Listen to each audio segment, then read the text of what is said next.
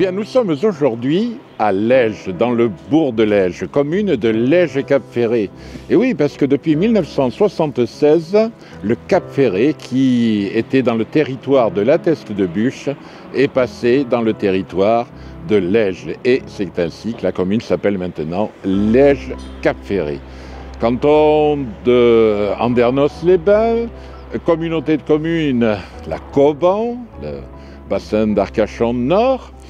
Nous sommes bien sûr dans le parc naturel marin du bassin d'Arcachon et la commune compte environ 8000 habitants, hors saison bien évidemment parce que la population est multipliée pendant la belle saison. Ah mais je vois arriver mon vieux copain Damien. Eh bien aujourd'hui on a deux copains.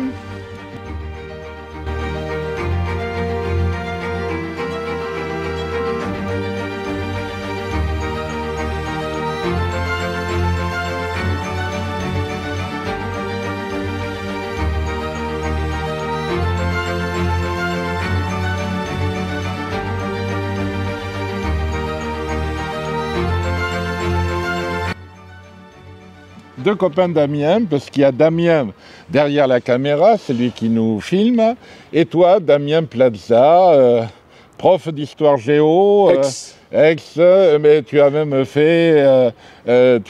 fait les cours d'histoire géo à ma fille la plus jeune. Et oui. Et elle en garde un bon souvenir d'ailleurs. Hein. Alors merci. Très heureux de te retrouver ici à Lège. Tu es un pur Léjotte, toi, puisque les habitants de Lège, ce sont les Léjottes. Ce sont les Léjottes. Alors aujourd'hui, on va s'intéresser au bourg de Lège. Si tu es d'accord, tu vas nous donner ton éclairage d'historien local. Mais on pourra plus tard, avec la caméra de Damien, explorer quelques dizaines de villages du Cap-Ferré, de la péninsule du Cap-Ferré, jusqu'à la pointe. Donc la mairie, elle est toute neuve. La mairie date de 1992. Oui, donc, ça commence avec l'architecte Lacaze, je crois. Si tu le dis, c'est que tu as raison. Oui, je l'avais noté sur un petit pense-bête. Et donc, oui, l'ancienne mairie, très jolie d'ailleurs, a été reconvertie en maison des associations, en fait. Tout à fait, oui. Voilà, donc aujourd'hui, on va parler un petit peu de l'histoire de Lège, bien sûr. On va parler également du centre-ville avec l'église. Et puis, on va également parler de quelque chose d'assez exceptionnel.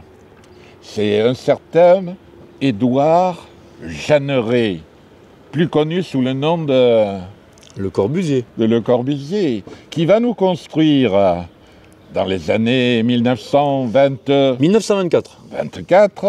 Mais alors c'est avant la cité de 1926 de Pessac. De 25-26 de la cité frugeuse de Pessac. Oui, on va y aller, y aller tout à l'heure et sûr. On va voir cet exceptionnel ensemble architectural de la cité frugeuse de Lège.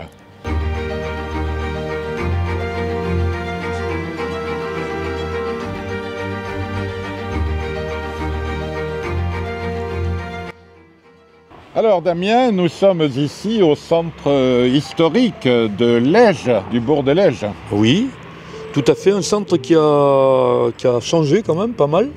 Oui, parce que tout ça, c'est dû à l'ancien cours de l'Eyre. Si on était venu il y a 2000 ans, le bassin d'Arcachon n'existait pas. On était ici, là, sur le bord de l'Eyre ou de la Leyre, comme on dit localement. Hein. Tout à fait, l'Eyre ou la Leyre. On était sur la rive droite de l'estuaire de la Leyre. Et effectivement, on ne va pas entrer dans tous les détails de l'histoire, mais s'est formée une flèche littorale. Il semblerait que le terme de presqu'île ne soit pas du tout adapté à la flèche dont tu parlais, approprié. La flèche du Cap-Ferré. Oui, absolument. Ce serait plutôt une péninsule. Oui, alors, je dirais une péninsule, c'est encore la dimension supérieure. Je dirais plutôt flèche littorale. Les géographes parlent de flèche littorale. Eh bien, on va adopter la flèche littorale. Voilà. Qui fait 20 km à peu près. Hein. Ouais, un peu plus. Si l'on considère que la racine, bon évidemment, on ne sait pas trop où était la racine de cette flèche. on considère que c'est quelque part entre le Grand Crau, le Petit Crau, on ne sait pas trop, Oui, mais absolument. on va dire les 25 km de long. Bon, enfin, on est dans un endroit qui a beaucoup changé de physionomie au fil des siècles, Bien bien sûr. sûr. Alors, tous les géographes ne sont pas d'accord. L'emplacement originel de Lège, on ne le connaît pas forcément. C'est-à-dire qu'on connaît beaucoup de choses sur Lège à partir du moment où il y a eu une cartographie véritablement sérieuse, non fantaisiste des lieux. Et tout le monde est d'accord pour considérer que c'est la carte de Mas, puis la carte de Belém, qu'on peut voir peut-être que je vous De montre très tout à belles l'heure. cartes d'ailleurs. Très belle carte qui montre que véritablement le village de Lège, dans la continuité des autres villages proches, sur la rive droite de l'estuaire de la Lège, c'est-à-dire on va partir depuis Biganos, se succèdent de 5 À peu près régulièrement, oui, voilà. Et Lège se retrouve dans la configuration actuelle, en quelque sorte dans une, moi j'appelle ça une gouttière pré-littorale, le long de ce qu'on appelle aujourd'hui le canal des étangs, mais qui n'a jamais porté ce nom avant qu'il soit régularisé et qui était un exutoire naturel des étangs médocains. C'est pour ça que Mars, sur sa carte, ne l'appelle pas canal des étangs, il l'appelle ruisseau par où s'écoulent les eaux de l'étang de Lacano vers le bassin d'Arcachon. Donc, Voilà. là, en fait, on ne connaît pas au Moyen-Âge exactement la topographie des lieux, quoi. Mais toi, tu m'as dit que tu pensais que ici, le centre historique, c'était bien là où l'église ancienne, au XVIe siècle, s'est implantée. Oui, parce que la théorie du déplacement des villages de Lège, bon, je ne vais pas avoir le temps ici de la détailler, mais elle me paraît, d'abord, elle est basée sur rien. On va dire que c'est hypothétique. C'est vraiment hypothétique, voilà. Et quand on est enfant du pays, qu'on a parcouru les dunes, la lande, le canal pendant des années, qu'on arrive à l'âge de la maturité et qu'on entend ce qu'on a toujours répété, on se pose des questions puis on essaie de chercher. Voilà. Alors, Et donc, voilà. Cette église, elle était donc du XVIe siècle et on l'a démolie. XVIIe siècle. XVIIe siècle. XVIIe siècle. D'accord. Oui, parce que, alors là aussi, il n'y a que des mystères à Lège. C'est là, on va essayer d'en éclaircir certains Voilà. aujourd'hui, mais rien n'est moins sûr. Là, je me fie évidemment à Léo Drouin. Oui. Parce que, alors évidemment, dans ses notes archéologiques, Léo Drouin, on ne sait pas trop s'il écrit 16e ou 17e, mais c'est 17e, je vais bien vérifier. D'accord. C'est 17e, ce qui fait que certains ont interprété 16e. Ah, Alors, oui. il y a un moyen de se départager, c'est qu'on a derrière l'église une plaque, Oui. enfin, une inscription sur une pierre qui date de l'ancienne église où il est marqué 1666. On va aller voir. On peut aller la voir. Cette pierre. On peut aller la voir. Alors, cette église, elle a été démolie en 1925 environ, là. Alors, elle a été construite en 1928. Celle-ci, Bon, a été- non, oui. celle-ci a remplacé l'ancienne qui a été démolie. Absolument. Voilà. Bon, d'accord. Parce qu'elle était. J'ai les photos. Tu nous montres la pierre? Oui, je vous montre la pierre si vous voulez. On y va.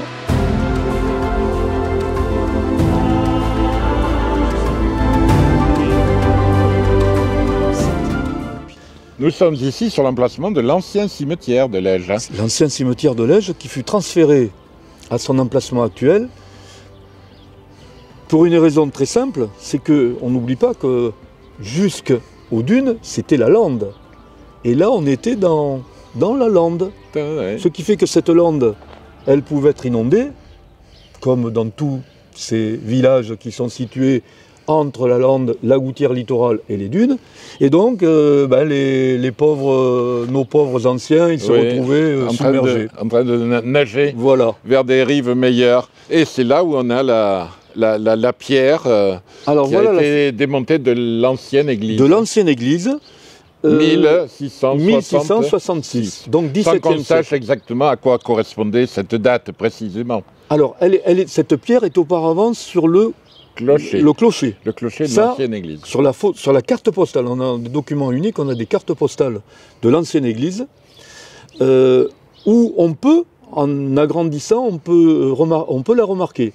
Ce qu'a également écrit l'architecte des monuments historiques Jean-Auguste Brutès, qui est très connu, lorsqu'il y a eu la démolition de l'ancienne église, il est venu donner son point de vue et il a dit qu'il fallait absolument garder cette pierre-là. Voilà. Ok, on va rentrer faire un petit tour dans l'église. On y va.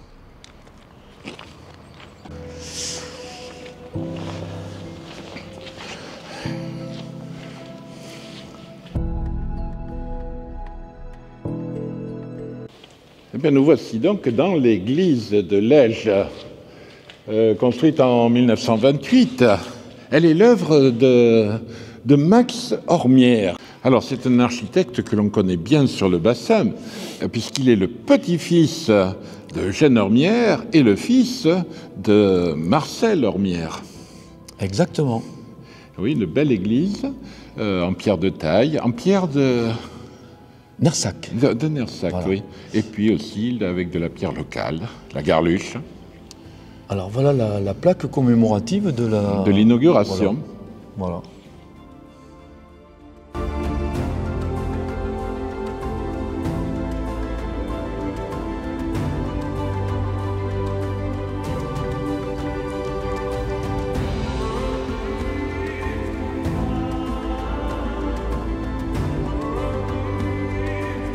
Alors, nous sommes dans l'abside ici, c'est une abside qui a été reconstruite. Oui, parce que on parle d'une église qui en a remplacé une autre, mais ça a été une reconstruction. Une reconstruction et un agrandissement forcément. C'est bien que tous les chapiteaux, là, faisaient partie du mobilier de l'ancienne église. Encore une énigme. Encore une énigme. Parce que nous avons une carte postale de l'intérieur de l'ancienne église où n'apparaissent pas les chapiteaux. Ah oui. Première énigme. Deuxième énigme. Léo Drouin était venu visiter l'ancienne église en 1869, dans ces eaux-là, et il n'a pas remarqué ce chapiteau là-bas, dont tout le monde dit que c'est un chapiteau du XIe siècle. Ah oui. Comment penser que Léo Drouin, qui était le grand spécialiste qui a dessiné les plus beaux chapiteaux de Gironde, la Sauve-Majeure, un peu partout, oui, ne s'en soit pas aperçu. Ne s'en soit pas aperçu. Et j'ai remarqué ces armoiries ici, là, ces armes. Alors ça, ce sont les armoiries qui datent également de l'ancienne église, qui sont les armes des seigneurs qui étaient en place, les Durfort, à l'époque où la seigneurie de Lège avait été, à l'époque où l'église avait été construite en 1666. D'accord. Voilà. Et ça, les Durfort, c'est aussi Jean-Auguste Brutès qui, il fait une analyse très fine, qui nous dit qu'il fallait conserver ces armoiries. Et il dit aussi qu'il faut conserver les chapiteaux. C'est là que l'énigme se... Oui, d'accord, ils étaient peut-être déposés, je ne sais pas moi.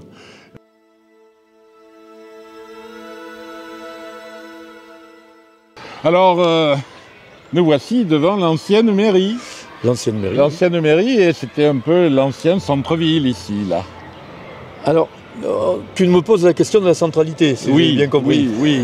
C'est vrai que c'est atypique, l'urbanisation de... Très atypique, mais en fait, il s'explique parce que ce que je vais te dire, ou ce que j'ai dit, sur la position du village de Lège, qui s'est retrouvé très étiré le long de ce canal, et avec trois grands quartiers, Ignac, qui apparaissaient sur toutes les cartes, qui appartenaient à la paroisse de Lège, mais qui ne dépendaient pas de la même seigneurie que Lège, le bourg et les quartiers du Grand Tousteau.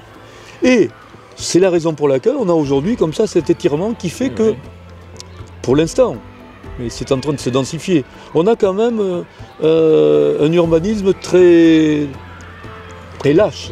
Avec des constructions qui sont intéressantes. On a par exemple ce lavoir ici, là, et puis les écoles ici, là, également. Voilà. La mairie, là, elle a été abandonnée en 1992. 1992, voilà, parce qu'elle était devenue inadaptée. Hein.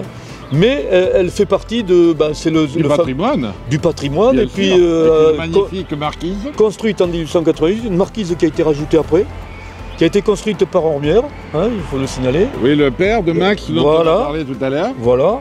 Et qui était dans la logique républicaine de l'époque. C'est-à-dire qu'il y avait la mairie et à côté les salles de classe. Évidemment. Voilà. Et là, il y avait l'asile. Et donc là, en face, vous aviez l'asile. L'asile vous avez remarqué aussi le type de construction, c'est carrément une villa arcachonnaise. Bien sûr, Voilà. bien sûr. Oui. Et qui était fait, en fait, asile, c'est trompeur. L'asile, c'était plutôt la garderie pour les enfants. oui, Voilà, pour des absolument. enfants qui ne pouvaient pas aller à l'école. Et donc, elle a été construite en 1909. En face, 1912, vous avez compris que la croissance de l'âge faisait que ça devenait trop petit d'avoir les classes ici, parce que c'était mairie plus classe, hein, on a bien dit. Et donc l'école de garçons, l'école de filles qui se sont rajoutées, toujours sur le même style. Il y a un bâtiment qui n'existe plus, qui était là, et qui fut complété par la suite par une classe enfantine. Quand la garderie n'eut plus d'utilité, elle fut transformée en logement de fonction. Ce sont les directeurs de l'école qui habitèrent là. Très récemment encore, avant la construction de l'école de musique, c'était l'école de musique. Voilà. Et vous aviez, à la place de ce bâtiment qui est tout nouveau, mais dont vous avez remarqué qu'il reprend absolument les couleurs et un petit peu l'architecture des autres, ce qui fait que c'est une réalisation qui est heureuse, qui est très heureuse. Il y avait, en harmonie. voilà, en harmonie, il y avait la classe enfantine dans laquelle j'ai commencé mes premiers pas à l'école de l'âge. Bon, allez. Alors en fait, moi j'étais à la recherche de la chèvre d'or. La chèvre d'or qui est sur le blason de Lège-Cap-Ferré. De Lège. De Lège. De Lège. De Lège avec 3 boules en or aussi. Et on ne sait pas d'où ça vient. Ça vient toujours est-il qu'il doit sûrement y avoir un trésor caché ici, là, dans cette, sous le sable. Mais va savoir où. En tout cas, le trésor que tu vas nous montrer là maintenant, c'est la cité Frugès de Lège. Alors, comme je suis légeote, moi je dis le quartier marocain. Parce qu'on l'a toujours appelé comme ça. Et pourquoi ? Et pourquoi ? Parce que les constructions que Le Corbusier avait faites, bien entendu, sur les ordres de Frugès, ressemblaient à des maisons de... Avec la terrasse, bien Voilà. sûr, le toit Voilà. plat, bien sûr. Voilà. Mais peut-être veux-tu savoir comment on en est arrivé là ? Mais moi, j'aimerais bien, oui. Bon. J'aimerais bien, je vois que tu as un plan, là. Oui. Tu as un plan d'origine. Alors, avant le plan, il faut peut-être dire que Que Frugès, voilà, c'était un sucrier. qui était un sucrier établi à Bordeaux, Oui, qui est Sainte-Croix. absolument. Ce Frugès était également un passionné d'art. Il tenait ça de sa mère, de sa grand-mère. Bref. Et il avait découvert, en lisant dans ce panorama incroyable qu'il avait, parce que lui-même était vraiment artiste, hein, il avait découvert Le Corbusier Oui. à partir d'un ouvrage qui s'appelait Vers une architecture. Et il se dit, il venait d'acheter, on est en 1923, il vient d'acheter Une scierie. une scierie en face. Qui fabriquait des caisses pour mettre Alors, le sucre. Elle ne les fabriquait pas. Oui. C'est lui qui va la transformer en caisserie. Parce qu'au départ, c'était une scierie qui appartenait à Guérin, qui était le maire de l'époque. C'est d'ailleurs lui qui a eu le plus long mandat de maire à Lège. Bon, ce Guérin, alors pour une raison que j'ignore, c'était défait de sa scierie, qu'on appelait la scierie mécanique. Et donc Frugès, qui avait sa petite idée derrière la tête, évidemment, achète cette scierie. Cette scierie. Ça se fait très vite parce que 1923, il demande à rencontrer Frugès, il va le rencontrer à Paris, en novembre 1923. Il conclut l'affaire pratiquement sur le champ. Et dès l'année suivante, il va entamer la construction d'une cité ouvrière Pour loger les ouvriers de la scierie. les ouvriers de sa scierie. Oui. En Voilà. 1924. donc, 1924. Rappelons-le. Alors, on peut dire, quand même, j'aime bien, on se demande toujours pourquoi Frugès et Le Corbusier. Et Robert Coustet, le grand professeur d'art bordelais, a parlé de la rencontre d'un opportuniste avec un passionné. Tu nous montres le plan Voilà. de la cité. Alors, combien y Alors, a-t-il de bâtiments ce plan était conçu de telle façon que, voilà, 3 maisons ici de type B, qui sont marquées ici sur un schéma récapitulatif, et 3 maisons de type A. Vous avez compris que c'était des maisons en fonction de la grandeur de la famille. En fonction de la grandeur de la famille. Et puis vous aviez un autre bâtiment qui était prévu, qui est celui que nous avons ici à gauche, qui devait être une cantine. Et qui en fait a servi à accueillir loger les célibataires. Voilà, exactement. Et le panorama n'est pas fini, puisque juste derrière, il avait conçu un fronton. Oui. Alors on va aller voir d'ailleurs. Un fronton de pelote basque. On se demande quelle idée il a eu, le maître du fronton, alors, de la pelote basque ici, alors que ce n'était pas une terre de pelote basque forcément. D'ailleurs, il a très rarement été utilisé, mais en fait, il est toujours là. Voilà. Oui, oui. Alors que toi, c'est plutôt le football. Oui, c'est le football. Mais... Et ça marche bien là, actuellement. L'équipe de Lège, elle se débrouille. Lège Cap Ferré. Lège Cap Ferré, oui. L'union sportive. L'union sportive de Lège Cap Ferré. Parce que là, j'ai vu que la semaine dernière, ils ont tenu en échec l'Aviron Bayonnais. Tout à fait. Bravo. Tout à fait. Mais bon, on n'est quand même pas très bien placé, donc il va falloir remonter la pente. Allez, mais on te fait confiance, l'ami. Alors ici, donc, nous sommes sur le terrain où on jouait à la pelote basque. Alors derrière nous, il y a la maison des célibataires. Oui. C'est la seule pour le moment qui n'a pas été réhabilitée, mais il y a des projets. Il y a des projets qui nous ont été présentés par l'architecte Monsieur Marie. On ne sait pas trop où ça en est. Oui. On va suivre ça. On va suivre ça. Il est question d'un musée. Bien sûr, oui. Il y a un beau bâtiment qui mérite effectivement qu'on s'y attarde. Voilà. Alors, évidemment, il faut se quitter parce qu'on resterait à Lège. Surtout, il fait beau là ce matin. Il fait à peu près là actuellement 2 degrés. Hein. Et donc, on ne va pas rester plus longtemps parce qu'on gèle un peu. Et alors. Merci beaucoup Damien pour tes explications qui nous ont éclairés sur l'origine de Lège. Et merci à Damien derrière la caméra et on vous donne rendez-vous pour un autre prochain reportage sur l'histoire et le patrimoine de nos communes du littoral. À bientôt.